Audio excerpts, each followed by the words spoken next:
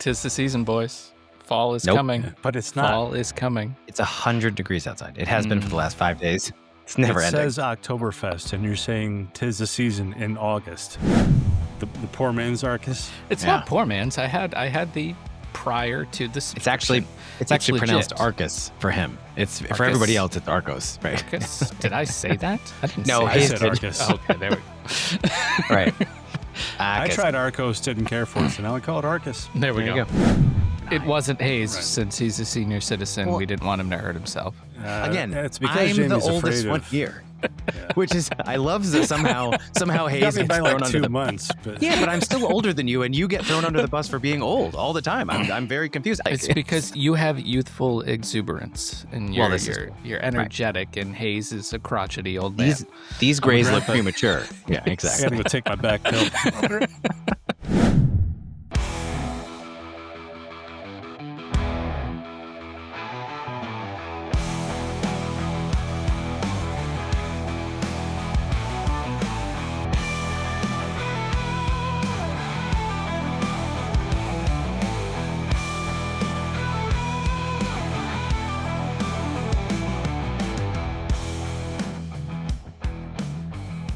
I hope they burn in hell.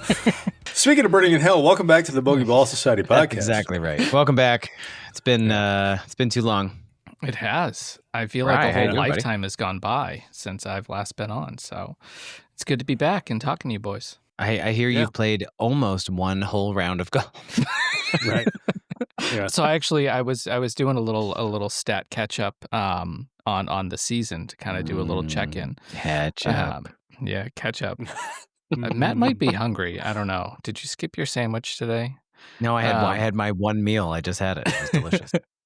So I've played 13 rounds this year, which is behind That's the up. pace that I thought It's up from last year, I though, wanted to right? be. Oh yeah, I'm past last year, but 12 of those have been 18-hole rounds, which is unexpected for me.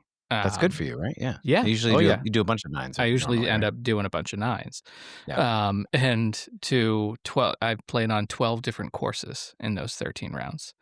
The only one that I've played twice is True wow. Blue down in Myrtle Beach. So Nice. All right, there you go. yeah. So no, it's been good. I got 2 more on the docket scheduled. So Coming up? That's good. Yeah. Like this So week, where's or, the or index what? hovering at right now? I knew you were going to ask that. Right for the Go judges. right for It's it. what we do. I'm Not currently. that I have mine ready to compare. Yeah, There's no that's better fine. indicator. There's Answer. no better indicator of There's how no- good a golfer you are than your handicap. Da da da. No, I am. Is there another metric I'm not aware of there, Matt?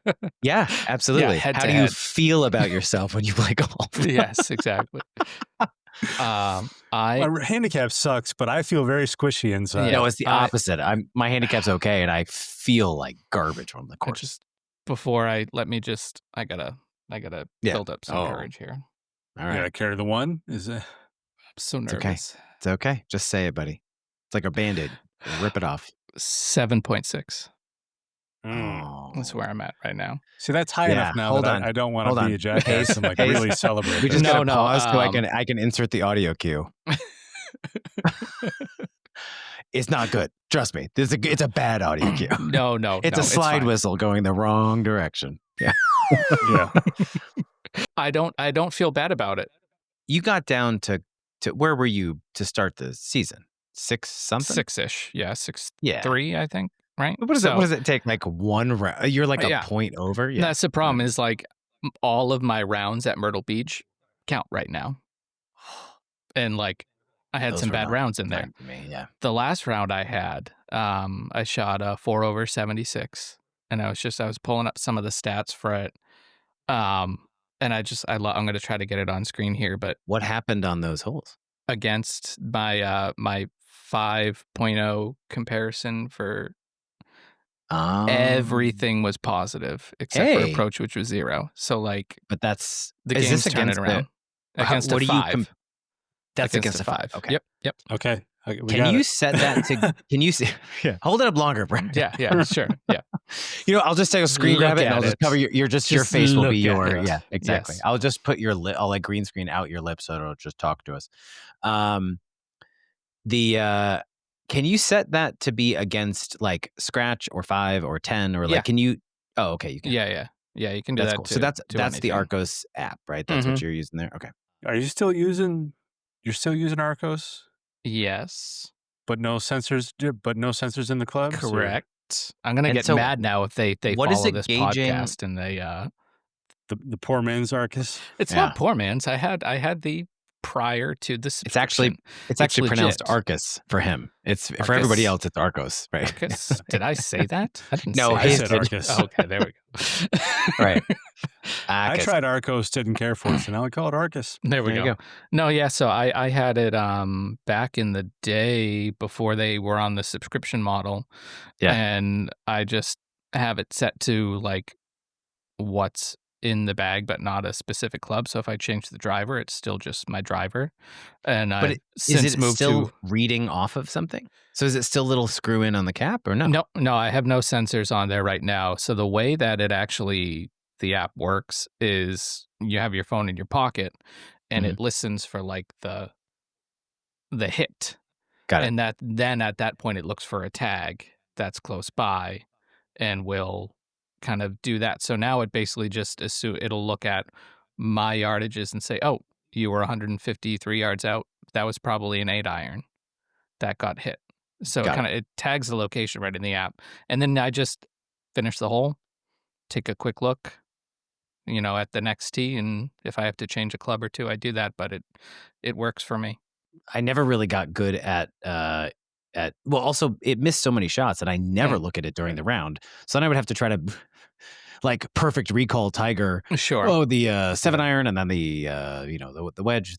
I had a really hard time. And also it would add shots that weren't there. Right. Yeah. That was the problem I had. And then it would miss shots. So it was like I think it actually works better without the sensors. So. it might. Yeah.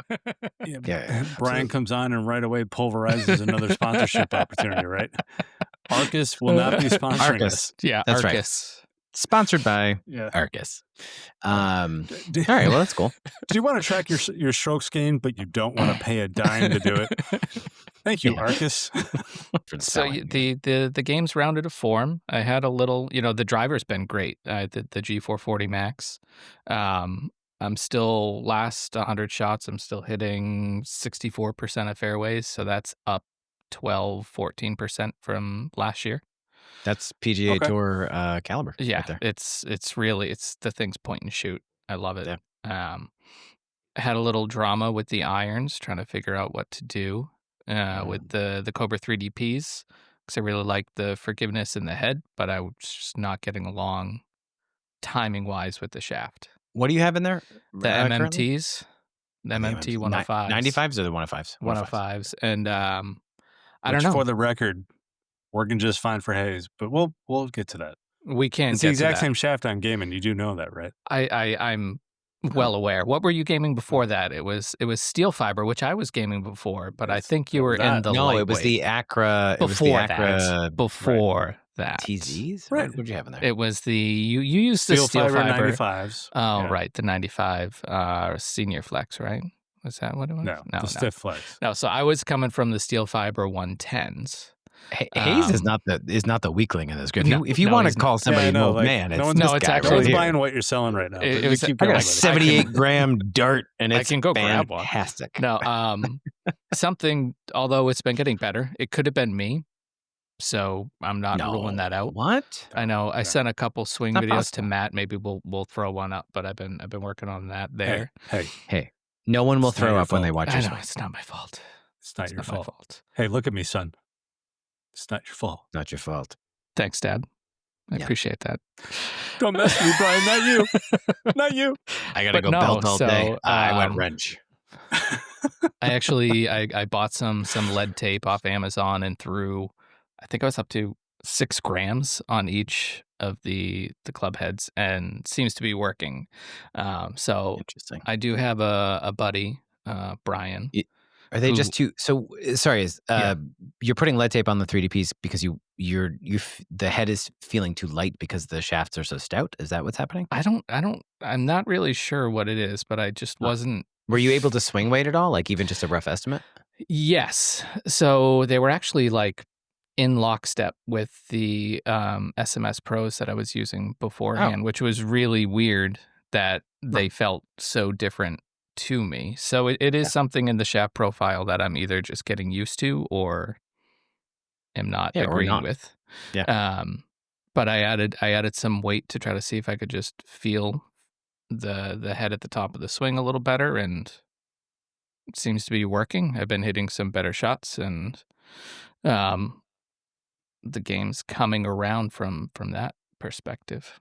But I have a friend who works at True Spec in Boston, and I was talking to him, and I'm gonna set up some time to go do a visit and just try out some different shafts, because with the 3DP tours, they were not like available for a fitting when they first came out. The closest one to me was like 2 hours away, and I was about to go drive to see them, and I was like, let me just text him and see if they carry them, because they're not listed, but I figured True Spec probably would have them, and they do. Nice. So we'll go see them at some point and get it dialed in before Sand Valley, because I got to beat Hayes at Sand Valley. It's the thing that matters. You know, have we? That reminds me, for our listeners, I don't know that we've ever actually we did, sealed because the we had deal, or do we make we had Jason on. And I think we announced it in that episode that we were going to, right? Yeah. But that episode ended with like, "Hey, Jason, fingers crossed. Hope you can get the itinerary for us." So we've never really circled back and shared. He got the itinerary. Yes, for us. He sure did. Yeah, and it's I'm like so full excited. Monty. So we do have to play naked one of them, which is weird, but I guess that's just a Wisconsin thing. It's a Wisconsin thing. It's fine. Yeah. I mean, honestly, it's harder on you guys than it is on me. Yeah. Right. Nobody wants to see that flab just at all, especially in motion. Whoa. Fat for golf, baby. Fat for golf. Fat for golf. So the point is, yes, we've got second or third week of May. We're off to Sand Valley. It's done. It's happening. That's happening. So we are Sand Valley, all the courses, and although maybe not the newest one, I think that is opening next year. I can't remember the name of it. I apologize. Yeah. I'll throw it up on screen. But we got the Lido, we got Mammoth Dunes, right? Mammoth, Sand Valley course, Sedge, and then Sandbox, the short course, and then we are spending at least a day at Century World. At least that's the plan. I mean, obviously, if they have some sort of scheduling conflict, but that's the plan right now. And we are playing Erin Hills, which is it concludes at Erin Hills. Yeah, which, that's going to be so epic. So that's our way out kind of last trip. So. Because you know where you should go when you're really fatigued? Is a U.S. Open course. Yeah, play the tips from Erin Hills. Yeah, it's going to be great. Was it Ryder Cup too? It was Ryder Cup too, right? It was U.S. Open, and it was... I don't think it was Ryder Cup. There was the Women's Open. The ladies just played there. Yeah. Kiowa was Ryder Cup, but... the Ryder Cup hasn't been at Erin Hills. Koepka won his first major at Erin Hills. It has not. I think that was that a U.S. Open or a PGA? 2017 U.S. Open. Yeah, I would think U.S. Open. I distinctly remember that because he was walking up the 18th, and my wife let me know, "Ooh, he looks good." So yeah. All right. Well, there you go. That's what makes that tournament memorable for me. That explains It's because of his bowed wrist. Yes. Right. Yeah. Yeah. She met his swing. I'm sure she met his swing. Definitely. Not his physique. It's fine. No. Hey, we just kind of dove into it, and the listeners might be kind of wondering, hey, what's the point of this episode? This is it. Like we're we are giving updates. We are themeless. Now at the end, we do have an interview lined up with Scotty Scheffler, and then Steven Tyler and Aerosmith will come out to play us out. And we'll also have some other updates. Now, only one of the three of those is true, but you're going to have to stick around and figure out which one. You will. Fingers crossed. Yeah. Also, Sydney Sweeney will come across in some denim. I mean, it's going to be phenomenal. Right, but she's going to walk behind all three of us somehow. It's an amazing. I don't know how she did it. Yeah. I don't know how. Definitely not AI. We've established that before. We can't actually afford the software. We're all in one room. Exactly. Yeah. Yeah, no, we just kind of, we had the night free and we thought, let's just throw something up, get together, talk. And I felt like I was missing out, so I begged them to let me come back on the podcast. Well, also I mean, it's part of, I think we talked about this in the very first episode, but part of the challenge of something like this is we all have these very full lives of work and kids and other sports, and it's hard to find an hour to squeeze in during the week. And I mean, especially for Bryan, it's late there. It's a little easier for me, although it's bedtime here. So my wife, thank you very it's much. The same time it is here, but anyway. Yeah, but you're in the middle. Yeah, you're closer to 9. It's the same time on the clock. What is it? Yeah, but the sun is up. It's because that's just science. I mean, it's true. The sun goes down earlier for Bryan than it does for you. It does. Okay. It does. Yeah. This is science. It does, actually. Yeah. The sunset tomorrow. Remember, you guys have a watch. He is originally from in between where we are. He knows all about the East Coast. Way closer to Boston than time zone discrepancy. Hayes is in the middle. Yeah. Yeah. My geography was clearly not my subject. Yeah. Right. The Northern Lights. Yeah, you're right. Yeah. Plus, I'm so close to the equator. When you put it all together, the Connecticut Mets. Yeah, that's who I rooted for. Yeah. Yeah. But yeah, so we basically just have some updates. Like that's really it. It's why we started with Bryan, like where his handicap is. Unfortunately, he is now the high handicap of this group, which is of the three of us. Of this group right now, currently. And I think that's partly why Jason is suddenly not available. He's like, not available. I'm not the high handicap. Wait. So, Bryan, you were 7 point what? 7.6. That's higher than you, Matt? I'm a 7.3, my friend. Yeah.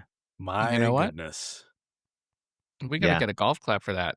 I think that'd be like a slow clap. That's some good work, man. A slow golf clap? Yeah. We don't have all night. As you've noted, it is late, Hayes. Not in the middle. Not in the middle like this. Yeah, exactly. It's earlier in the middle. No, it's weird. I've had one of those series of rounds where one thing works in the round. So it was irons, and my putting is always kind of consistent. I have days where I make a lot. Those are great days, and those are days where like the wedges aren't working. But driver has been so inconsistent the last like 3 rounds, and it had been working really well, and then my irons kind of went off the cliff, and then now my irons are back, and driver isn't. But I spent we went away for this weekend, but I spent Thursday. I went to the range, and I just kind of had a driver session. It was just one of those sessions where I was like, I did a warm up, and I hit way more drivers than I normally do. But I was kind of remembering, was it Eddie who was talking about, or was it Scott? Just like block practice with driver. Like sometimes that's really useful. Scott. Yeah, Scott. that's a Scott thing. And I got into a groove, and I brought out the PRGR because I was kind of curious. So, for those of you listening, our buddy Jamie has challenged, I don't know if it's all of us or if it's specifically just Bryan and I. It wasn't Hayes, since he's a senior citizen. We didn't want him to hurt himself. Again, it's because I'm Jamie's the oldest one here. Which is, I love that somehow Hayes gets thrown like under 2 months. But. Yeah, but I'm still older than you, and you get thrown under the bus for being old all the time. I'm very confused. I'm driving the bus. Like it's because you have youthful exuberance, and you're energetic, and Hayes is a crotchety old man. These grays look premature. Yeah, exactly. I gotta go take my back pill. Is that what we're calling Viagra these days? Your back pill? That's nice. But anyway, so I brought out my little radar, and I just was out of curiosity. Like, so Jamie has said he wants to see who can get the highest, because he knows that we're all sort of interested in speed and getting faster. Where is Jamie these days? Is he 107? Is that where he's at? He said he's 107, but he said he's been as high as 112 in the past, right? Yeah, right. Yeah. So he's trying to get back there, and which is an excellent R&B group, by the way. But anyway, go ahead. Yeah, exactly. When we played in the scramble, we were neck and neck, so that seemed like 105, 107 range seems realistic. Yeah. Well, so I mean, I've said this multiple times. Like my high, I think, is like 102. I might have gotten a 103 one time, and it was a warm day. I was very warm. It was not super early in the morning. And I was hitting driver pretty well. And I was like, oh, let me just see what this is. And it was like 101, 102. And then I was like, I'm going to go after one. And I got it to 106. And nice. I like stopped and took a picture of the PRGR. I was like, what just happened? And actually, it wasn't my best. How was the strike though? That one was it was a little high toe. So it wasn't great, but honestly, super playable. And after that, I just kept going, and I got I don't know, 4 or 5 105s, a bunch of 104s and 103s. Like that's kind of where I was living. And I was crushing the ball. I mean, for me, like out of the middle, like it was. And I mean, there's a net at the back of this particular range. And I usually figure like one bounce into that net. And it's only like, it's probably plays like 230. But in LA, like that's going to roll out nice. That's going to be 250, 260 easy, no problem.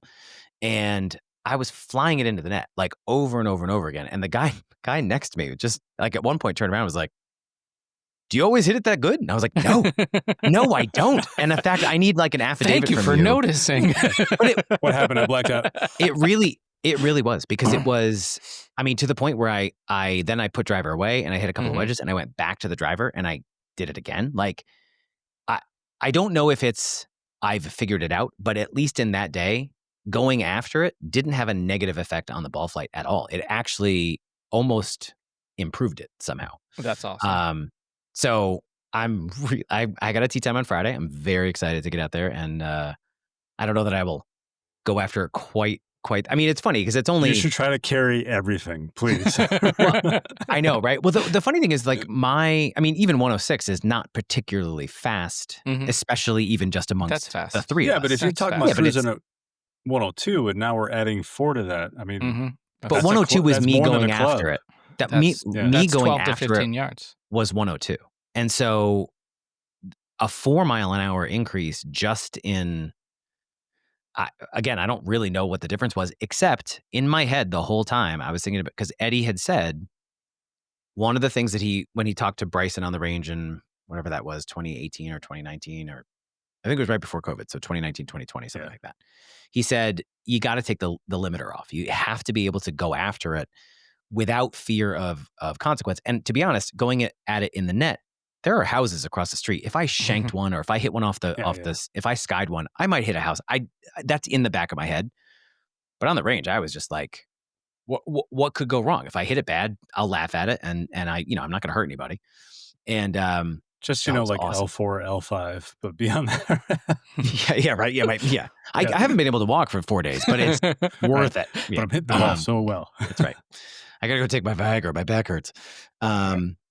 But that's a callback from earlier. Hey. Yeah.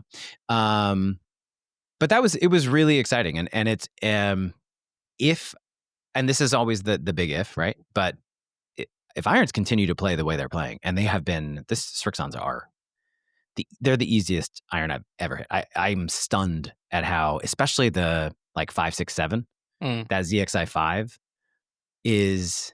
it feels incredible. And the ball flight is fantastic. I mean, it really is exceptional. The 8-9 pitching wedge, which are the ZXI 7, the forged ones, they're spectacular, but I sort of expect those to be. Like, if you hit those well, of course they're going to feel good. It's a really nicely forged iron. But sure. Yeah, it's been great. So I'm just looking for one round where I can stick everything even mostly together. It doesn't have to be every hole where you drive it perfectly. And obviously that's not going to happen. But yeah, I don't know. I'm excited. Well, friend of the show, John Sherman, will tell you, like, usually expect 2 out of 3 things to work. And if they do, you'll have a good round. Yeah. But for me, like, even in just looking at my scores, I know how many strokes I lose from driver. If I have a good round with driver, I have a good round. Like, breaking 80 is not a problem if I have a good driving round. The fact that I've been doing it on the regular or semi-regular anyway, without driver, I think speaks to how well the irons have been. I've been scrambling really well. So yeah, it's I mean, we'll see. I'll report back in. Yeah. And if I'm crying a little bit, you'll know. Jamie's swing speed challenge was a lot of fun. I know. I think he wanted me to get to 107, and I sent Matt the video. I don't know if we'll be able to pop it up or not. I'll throw it up. Yeah. Okay, so insert it was video here. Insert video here. Yeah, That's right. It was real fun because I remember. Was that I think the it was crazy swing? Is that the 107? And Okay. no, that was only like 103, but it was just funny because I forget if great. it was a John Sinclair video or a TPI video with the golf well guy there. He was talking about like using your lead foot as like a gas pedal, like really pressing down into the ground.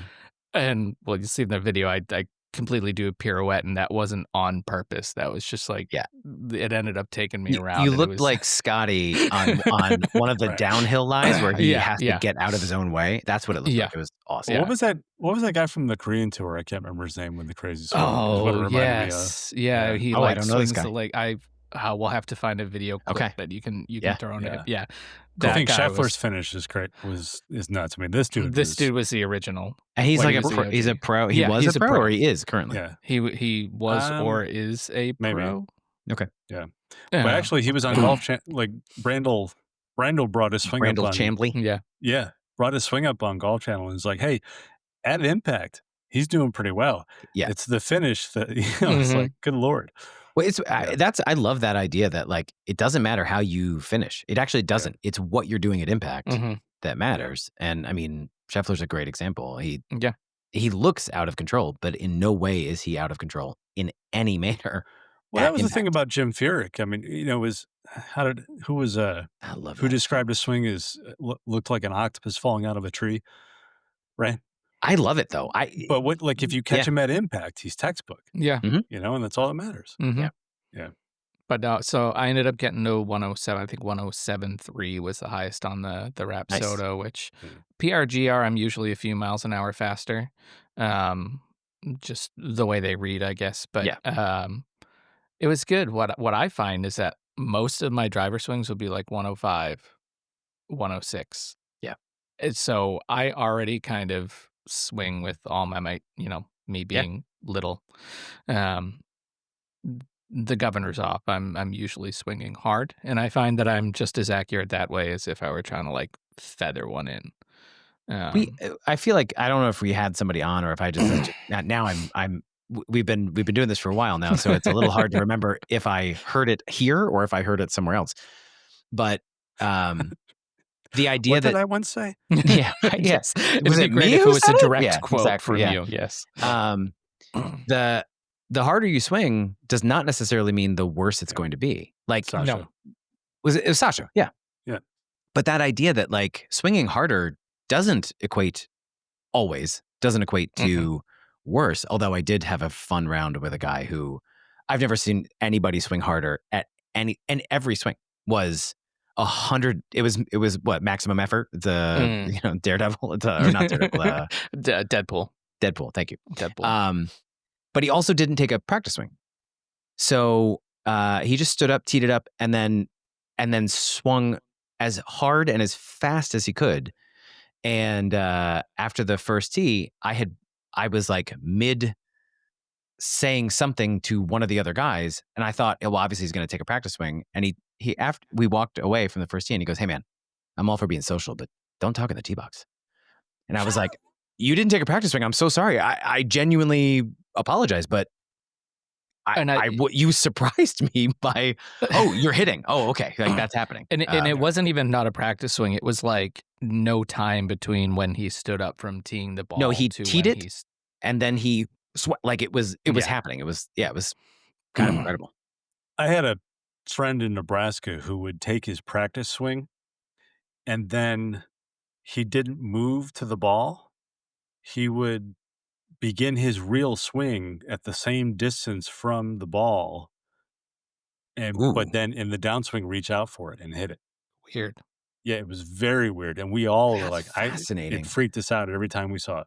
Yeah, but he would literally like his real swing, and he wasn't even actually addressing the ball. Like he was at least a club head away from the ball.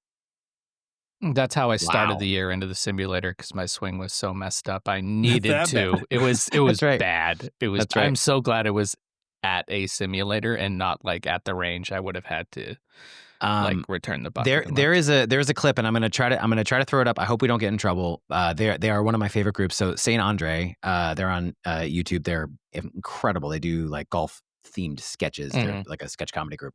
Yeah. But they played Eastlake, and so the Aaron, who's the lead guy, and Hannah, the two of them played, and he played from the tips, and she played from like 2 up or something. And she really only is learning. She's basically been playing for like 2 years. As long as they've been filming, she kind of picked up the game to be part of the group, which is pretty rad. So she's learning on camera in real time. And she at one of the par threes, she's got an iron in her hand, and she swings, and she's just doing this motion, and then she's too close to the ball, and she swings, and as she comes back, she clips the ball completely backwards, and it goes in the pond. It goes in a pond, and the Aaron's like, "Tell me you got it. Tell me you got it." Like to the cameraman, he's just like, "I've never seen anybody do that ever. You lost a ball on a practice swing. Like she wasn't addressing the ball. It was awesome." So yeah. So I'm waiting to see that one day. Just somebody's Hayes will probably do that for you at Sand Valley. It's fine. Oh, I hope so. Just for me. Just for you. Yeah. Brian, you sure you want to make those kind of comments? Yeah, I'm to the low handicap of the group. What is your handicap again? I forget. I'm glad you asked. There's a bit of a story. Oh, I just want the number. 6.3. Okay, so you're 1 stroke better than me. 1.3. You're 1.3. He's one. It is a new personal best, by the way. Congratulations. I'm really very happy for you. And where did you start? You started 6.8? I started this 7, season at an 8. Oh, you did? You started at an 8. Okay.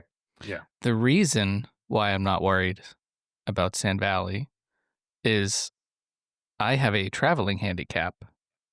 You play a lot of the same course over and over again. There's some flaws to that theory. Okay. So I started the season, if we'll recall for the listeners, I started the season with a 79 at my home club, but then a 75 at Ben's club. My last 2 rounds have been a 77 and a 76. The 77 was at another local private club in the area that I'd never seen before, and put a 77 on that mother. You can go ahead and bleep that out. That's through how many holes? Right, yeah. All 18, or you got rain down. I will tell you after 15. I will tell you, my home club is not easy. Like it's relatively tree lined. Mm-hmm. There's a ton of undulation to the greens. Like honestly, I am finding out that if I can play and score at my club, I can go play and score better at a lot of the other local area tracks. Yeah. So you can theorize all you want, Brian. I don't know if it's going to pan out for you. I will. This is probably why I need to play. So there's a course up by me. It's called Sand Canyon, and it is a fantastic course. It's 3 9s. I've talked about it a little bit before. It's tough. It's there's not a lot of forgiveness. If you miss the fairway, there's gorse and cactus everywhere. I'm sorry, there's what? And so gorse is that like it's brush, but it's prickly, nasty stuff. Okay. So if your ball goes in, it's common overseas. You can't really go get it. Yeah. It is typically like a UK. Royal Birkdale's known for it. So like kind of level 2 of fescue. Like it's fescue that fights back. And it's definitely like I'm in the high desert, so like it's very cactusy and it's not fun. We have a lot of it in the middle of the country here. Yes, you are in the middle of the country. Yes. If you miss badly, you're actually better than missing a little. Because you'd be in another fairway or something. So okay. There's some holes that actually it's better to miss bad. So that works out perfect for your game then. Yeah, but not right now. Like, because now my misses are getting narrower, except they're still in the cactus. So it's it's an awesome course, but it is one of those courses where if I could play well there, I would have zero problem playing any of the other like muni courses because they're very forgiving. I mean, I actually had the thought like, if Jamie came out and played in California, he would probably shoot a 75. So our buddy Jamie plays in Switzerland on some very tough courses and almost always in some sort of tournament condition. So the pressure's ratcheted up and he's shooting, 81, 80. Yeah, he's doing real good. Yeah. So I do think you guys should come out to California at some point because there are some truly. I'd love to. All right, cool. I'm going to pack my stuff. Courses. Yeah, but also don't come now where it's 100 somewhere. degrees. Come in like February when you absolutely don't want to be. Ooh, that's an idea. Where you are. Come this way. Yeah. Yeah. So I think you're onto something. Yeah. Well, listen, let's get back to me. Oh yeah. So sorry. I got to tell you the swing odyssey. Okay. So I started the season at an 8.0, got off to a hot start, brought the handicap down really quick to a 6.4, and then I ran into a lot of trouble. And I couldn't, it was like 42, 43 and it was, 82, 83, that kind of thing just wasn't going well. Are these at your home course or are these at other locals? Yes. Okay. Yeah. A lot at my home club. So, not terrible, but certainly not what I was hoping for, right? I kind of, every time you shoot a couple 70s in a row, you're kind of like, I've broken the plateau. Yeah. Oh, yeah. This is what I shoot now. Yeah. Yeah. So I go out to see our friend Ben at his home course where I had shot that 75. I shot an 80 and, normally I wouldn't be so upset with an 80, but I had 5 birdies on the card. And you would have thought with 5 birdies on the card, that's a low one. I had 6 double bogeys. Ooh. Because I had developed a case of sculling wedges. So I was driving it great, and then I would blade wedges over the green. Can't find it, taking a drop, taking my medicine, etc. What saved me was a hot driver and an incredibly hot putter, which has not cooled off. Like I'm telling you, I have found the putter. I'm a heads-up putter. Putting has become a strength. Like I'm putting well. I cannot wait for Sand Valley. I'm just going to be standing in your line. You're going to look up. Dude, if you interfere with the heads up putting, I will. That is some low class bullshit. No, I will be respectful. You can look right over him. It's no problem. You'll be able to see right on me and see the flag. That's true. Yeah. But I'll tell you. So right before that round with Ben, I had taken some online lesson video stuff and I sent it to Trey, friend of the show, Trey Mullins, my coach. And then after the round where I hit all those sculled wedges, I said, "Hey, by the way, I know you're busy. When you get to the lesson, you get to the lesson. But if you see anything that would explain really, really, really thin wedge contact, I would sure love to know what's going on." Yeah. And he got back to me in about 5 minutes. And he said, "If you're setting up with your wedges like you're setting up with your irons, I can absolutely see why you're thinning it. Send me a couple wedge videos and I'll just to make sure." So I did that like the next day. And what it basically was is not his words, but I was setting up to a wedge like I was about to hit a driver. Yeah. Right. Like the stance was too wide. Yeah, the shoulders were off. And all he did, and it was all just set up. He's like, narrow your stance, make sure your weight is more on the front side. And what he really encouraged me to do was his word was coast through the ball. So he's like, instead of taking like these full aggressive swings like you're taking, he's like, I don't ever want to see you take a full wedge shot ever again. Because he asked me for like wedge shots from 70 to 100 yards. Oh, cool. And I just kind of set him a full swing. Yeah. Take the lob wedge and I hit this thing 120. Right. Yeah. Right. Yeah. He said, "Don't ever send that to me again." He's like, when I want a wedge shot, he's like, I want 3/4 to 3/4 and just coast through the contact. I have been throwing darts. That's awesome. Ever since that lesson. Yeah. That's great. Awesome. So let's dig into this a little bit. So are you playing, if you're playing 3/4 to 3/4, so you're playing a little more club for a distance that let's say for your 100-yard shot, what are you hitting 100 yards? Like if you have 102, are you going 3/4 to 3/4 with a 52? 52. Okay. Yeah. Got it. But I'll tell you, you would think that, Matt, but I'm actually hitting them. My 3/4 to 3/4 is now actually a little longer than they were full. Well, your contact because they're lower in flight. You get a better trajectory. Yeah. If you swing those wedges 3/4, it's the same distance as if you hit it hard. It's just a lower, more controlled flight. Well, and the thing that I'm really excited about is I've always been kind of a picker of the ball. Like I never really take a divot. I'm taking some pelts with the wedges now, and they are sizzling. It's so fun to play a wedge now. Whereas before I was, little P came out if I had to hit a wedge. It's amazing though that just setup can that's really cool. That's a really exciting thing. Yeah. And I love that you're commenting on that because I think so many amateurs out there are like, well, I'm working on my wrists at P4 or all that kind of stuff. And if you listen to like pros, when they're interviewed, they're working on like stance, grip, alignment, and very fundamental stuff. Yep. Yeah. You know what I mean?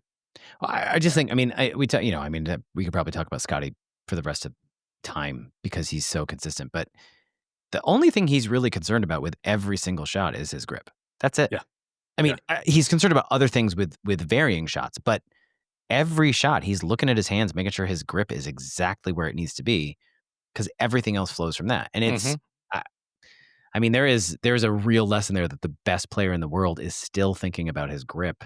Have you ever messed around with your grip on the range or hitting into the net and like? Oh yeah, well, I'll I think mess that's around one of the with reasons. it, try like a stronger or weaker grip, and I can't feel the same positions at the top of my backswing from moving that wrist around.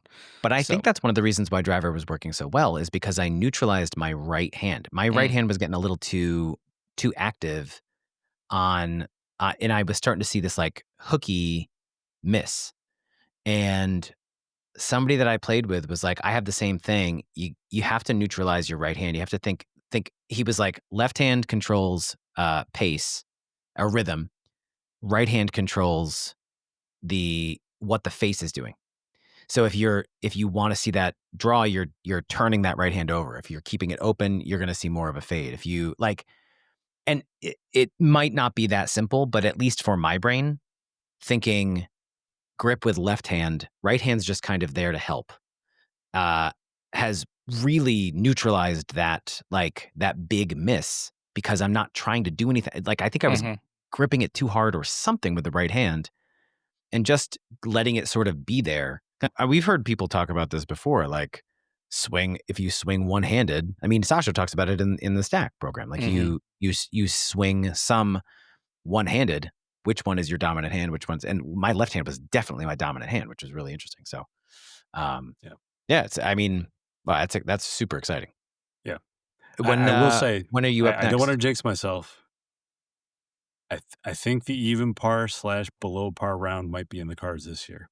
I'm getting really, really close. That's exciting, man. I'd be happy for you. Like legitimately. No, happy you for wouldn't. Yes, no, Hayes. No, for as much as I hate you, I really Bryan, do. lies make baby Jesus cry. Okay. I have a clean conscience, my friend. I gotta say though, you were talking about hitting nice crisp wedge shots in the short game, and the last round I played where I shot the 4 over, I was playing with 2 of my old college buddies and one of their friends that I've never met before, and we're going around, and it's always fun when you can hear like somebody you've never golfed with before talk about you after you hit a shot. Like they're like, and he leaned over, he's like, "Damn, his short game's really good." It's like everything was just peppering the flagstick. Look at the butt on that guy. Damn. Yeah, right. I bet that's. No, I agree. I think that kind of compliment. Somebody said my wedges were very good the last time I played. It's the only reason I really scored. My irons were good, but my wedges were excellent, and I gave myself a lot of really good looks. And I mishit one, and he said, and it was like on the 16th or something, and he said, "That's the first one that you've mishit all day." And the fact that it was, I mean, I knew it, but the fact that somebody else that I didn't know at all had been noting, I was like, oh, that's cool. Like I like hitting those shots. Like I really have gotten to the point where, I have a 50, a 75, 100, and then those are all with like my 58. So now I know I can kind of move up and down from there. If I go, if I have 80, can I hit like the 54? Basically the same shot I was hitting with the 58. If I have, 90, can I hit the same 100-yard shot, but with a little bit less loft or something? So, it's exciting that the game actually does continue. I mean, as you continue to get better and more consistent, you actually open up a lot more shots. That, I mean, it used to be like 60 yards is still not my favorite shot. I don't love that shot. I like 50 and I like 75, but there's something about 60 where it gets in. It just, but I thought I was having to try to manufacture it with the 58, and it never occurred to me to use a different club. Like, just use a different club. Use the same swing that you use for 50 and add a little more, take away a little loft. It'll go a little further. And like, I had 2 at 65 2 weeks ago. I stuck him to like 4 feet. And it was like, oh my God, I can do it. This is exciting. I missed one of those putts, by the way. That one hurt. That's okay. That's okay. It's okay. That was actually the last one. There was I had 3 birdies on the back 9 in that round, and one of them was a long par 3. It was 215 yards. So I hit the That's 7 a great wood birdie. And I was just off the green in the thick rough, probably 20, 25 feet from the flag. And I chipped it up, and it's rolling, and it just drops in at the end of the cup. And he goes, "Of course you would. Why wouldn't you do that right now?" Yeah. That's goofy. Those are the things. I feel like when you have that round where your chips are going in, like it can be demoralizing for the people you're playing with, and nothing is more invigorating than like, I'm just gonna stick this. Watch this. I'm just gonna stick this right there. Bryan and I played a match on virtual reality. We had played a VR match, and I think we were playing Stableford or something. But I was down a point, and he was in close. And I literally said out loud, "Oh, so I just have to chip this in order to have the hole." And then I did, and there was silence from him. And then it was just, he said, "I hate you." I hate. And I was like, I find it very hard in that game. The chips around the green, because it's very hard. It's really sensitive. You're using a little controller, so it's not quite the same as real life. But it's a lot of fun though. Hayes, you got to get on there. Yeah. What could beat virtual reality golf? I know you have your own virtual reality golf, but I don't know if you intended the segue, buddy, but you did. Pretty good, you did good. It was pretty good. Proud of you. Yeah, yeah. The simulator. And that's all the time we have for today, folks. I'm very, very close. Now, it's taking me much longer than I anticipated. Well, I shouldn't. That's what she said. I was just gonna say that. Yeah. Anywho, speaking of gotta get my back pill. Anyway, so I think I told the listeners, I certainly told you guys, like, the garage had to be totally kind of renovates probably a little excessive, but certainly reorganized and spruced up. So I like reshelved and moved everything. I repainted the whole garage. That took forever. I broke my attic stairs and had to put in new attic stairs as part of the project. It was a lot. Yeah. I'm past that now. And now in my garage, there is matting, there's turf, and there's a full up enclosure with screen. Probably Wednesday, I'll go fire up the actual gaming PC, download the software, maybe even put up the projector. And by this weekend, maybe, and I keep saying that and then something happens. But by this weekend, I could be hitting balls in a full up simulator. Yes. Which is pretty incredible. Yeah. Yeah, I'm pretty and also, excited. I mean, we've gotten to I know you shared a couple of reels of the process. Yeah, and we can drop them in here or put them on. Yeah, absolutely. But it's just one of those things where I am somehow, as if it's my garage. Like, I am excited for you in a way that I was not expecting to be. I thought I would just be jealous, but I'm actually like, oh my God, it's so close. Like, I can't wait to see it. Like how, and also just the ability, excited about it. Your ability to play all season is going to be. I have a hard time believing you're gonna suffer at Sand Valley. I think you're going to be dangerous. I'm in his head. I'm in his head. It's fine. Don't worry. Yeah, I'm trying to manage expectations on that a little bit. Like, because obviously, like, I'm going to be able to practice. Like, Trey's giving me drills that I haven't really been able to do for lack of reps that now I can do. Yeah. Fast Eddie and the hitch drivers coming. Like, it should open the door to a lot of possibilities, right? Yeah. However, there are folks that will tell you that they spend a lot of time on a sim and then they get on the course and it's not quite the same. One, because, there's every lie is a perfect lie in the sim, right? And then if you're not careful, you can hit a fat or a thin shot and the turf will cover it up, just things of that nature. So I'm trying to be cognizant of that. But having said all that, yeah, I mean, it clearly it should help the game immensely. I will say one of the things that really helped me at that fitting it forward that I did earlier this year was I mentioned that. I said I find it hard to hit off a mat because I always feel like I hit it well.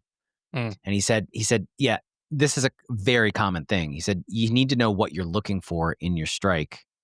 And it's a very specific set of numbers on where on the club you're hitting it, especially with your irons. So for him, his thing is like between -9 and -11 is what he calls his tiger strike, because it's low. It's low on the from face. The center for the That's right. listeners. So yes, exactly. So 0 would be right in the middle of the head, which I always thought was the goal. I thought you're supposed to hit your irons in the middle of the head. Okay, there we go. But in reality, because you want to be like right here, right, and because you're not delivering the iron with the loft intended, you're actually delivering the loft. So a 7 iron, you're not delivering at 32, you're actually delivering hopefully at 28 or 27 or something like that. And we call that dynamic loft. That's right. And so the lower on the face you're hitting. Now, obviously, you still want to hit grooves, but there is too low, as your wedges can attest. But there is a number that you're looking for, and so if that helps you as you're looking at, because that info should theoretically be accessible to you. I mean, you may need to put dots on your things, but if in the off season, there's no problem to do that. The sticks, yeah. And for those of us without simulators who will be hitting off mats in the winter, all you need is a little athlete's foot spray to keep track of where you're striking it. Yeah. Well, and there's drills, right? You can put a towel down behind your ball and, don't disturb the towel, that kind of stuff. So, yeah. But I'm anyway. going to get more in depth on final specs, and we'll put some videos up of, component by component, and the finished product is close. I've actually already dropped a few balls and hit them into the screen, and naturally it's glorious. There's no bounce back. Beat that. Oh, wow. That's great. Having that that thud. Clack thud, clack thud. Yeah. Love it. Yeah, that's great. All right. Well, we'll do an episode from there. We'll all fly out and we'll sit down on your screen. Yeah, we'll fly out. Yeah, I got plenty of miles. But we'll still use each other's. We'll all record on our own laptops, and then that way, I'm sure at there some will point be no we'll actually audio have issues. somebody walk behind, and it'll be glorious. Yeah. Well, it'll actually, be the same I probably joke. can, I'll set up the phone as the camera for a pod, and I'll record from the studio. I want the first shot live on Instagram. No pressure there. Wow. It can be whatever club you want it to be. You are allowed. I think you're allowed. I think you're allowed a few. Heads up, baby.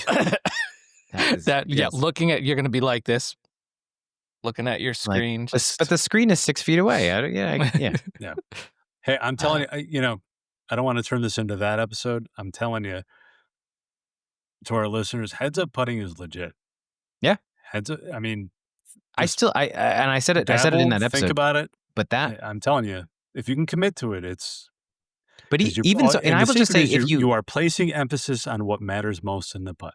It's emphasis. But it's great. If you put the wrong emphasis on the wrong syllable, I have to be the anti heads up putting. So now I'm not even going to look at the hole when I go. You look backwards. Right? Look backwards. Right. I look at the tee box when I putt. Yeah. I look at the next tee box when I putt. The thing that really helps me, especially on a place I haven't been or a course I haven't been to in a while, is on the practice screen. Those first 10 balls that I hit are all heads up, and I pick a different hole and I just try to hit to it. And what's great is if I'm at first I try to hit to the hole, and if I blow it past, now I'm like, okay, I got a gauge. And if I am short, then I know that the greens are running a little slower, or a little faster, whatever. And then, but it really does help me on the course, because especially that first hole, I tend to be a little too aggressive on the first one. Sure. And so being able to say okay, well, I have a tendency to run it past a little bit. My focus point is actually a foot in front of the hole on that first hole. And then that's what I'm looking at. And then I come back to my regular stroke. But there's a reason that you throw darts that way, or you play cornhole that way, or bowling, or anything. It's basketball. Yeah. Between Sasho and Sam Hahn and Scott Fawcett, they saved my putting. So big thank you. Yeah. All right. Real quick, we want to just end with a big ol' extraneous thought from Bryan. Slow clap for Mr. Fleetwood. Finally, that feels finally getting it done. I mean, how good was it? It was so good. It was like he could have had an 8-stroke lead, and it was still gonna be stress, tense television. It was awesome. Well, and I mean, taking on 15 after the day before, that was. I got to watch both tournaments this year where he collapsed. I happened to watch those Sundays, both at the Travelers and St. Jude's, and it was. Was it the St. Jude where he went back to his bag and switched the club? It was at the Travelers. Gut-wrenching. Travelers, he 3-putt the last hole. So Travelers is really just, he left it short. He hit a bad wedge on 18. Bradley hit a good one. Yeah, that was the one. That was the one because he changed his clubs right before he hit that approach shot, and I was like, "Oh no, he's not." No, he left his chip. He was outside of Bradley, so he gave Bradley the exact read, and then he just missed the putt, and Bradley made it. So it was, I mean, that was cruel. But then, I mean, I loved that Justin Rose was there. Justin Rose, who beats him in the St. Jude, is filming the victory and he's the first guy out there to give him a hug. I mean, it was so great. I got to say, like, awesome. I mean, I'm all USA for the Ryder Cup, absolutely. But the Brits, like the camaraderie that they have built in, just those guys traveling, they're away from home. It's got to be so hard. It doesn't surprise me that they perform well as a team because I just think they're naturally rooting for each other. Like Lowry was there, Rose was there. They were all just hanging out watching this guy, their buddy, do it. And I honestly, when he won and he was so calm, I was like, oh, that's not at all the reaction I expected. And then he let out that like guttural scream, and it was perfect. It was I was really excited to watch that. So, and Scheffler, I mean, he played terribly, finished third. He played fourth, have played worse, and yet he was still climbing up the leaderboard. I was like, what is? I was like, oh look, he just sliced one. Oh look, he hooked one. Why he just made another birdie? How does this happen? Seriously incredible. So I think he had eight top fives in the last 8 tournaments, or some ridiculous number of just okay, all right, well, another 5-win season. That's someday. Hold on. All right. Well, I don't think I have anything else. Do you have anything else, guys? I don't. Speaking of incredible, listeners, thank you for listening in. Guys, we're really appreciative. We've been doing this almost a year, and it's been awesome. Like we're having a really good time. So hopefully you are too. And like and subscribe. No, I mean, we don't really do that, but you certainly, if you haven't subscribed or liked a video on YouTube, make this one. Do that. Do it now. Yeah. Now. I'm waiting. Do it.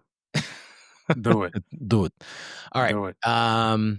We'll see you guys. Do we have one planned yet? Well, whatever. They don't need to know the details. Yeah. We got our next one in the books.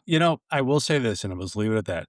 We've had a great run of guests, and to the point that people are like, "How are you getting some of these guests?" I'm not going to tell you.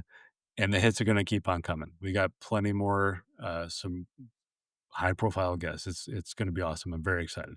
We are genuinely excited about who we got coming on, and it's man. I'm mostly just selfishly I'm excited to talk to them. So yep. All right, let's sign off, man. See y'all. See you, everybody. See you guys. Good talking to you, Bryan. It's nice to be talking back. to you, Hayes. All right, see you guys. All right, so that was the Bogey Ball Society episode 28. Thank you so much for listening, for joining, for watching. If you're watching this on YouTube, this is just a blank screen. I'm going to put a picture of my face up there. If you're just listening to it, we actually forgot to record a video. And you know what? I think you guys are going to be okay with that one today.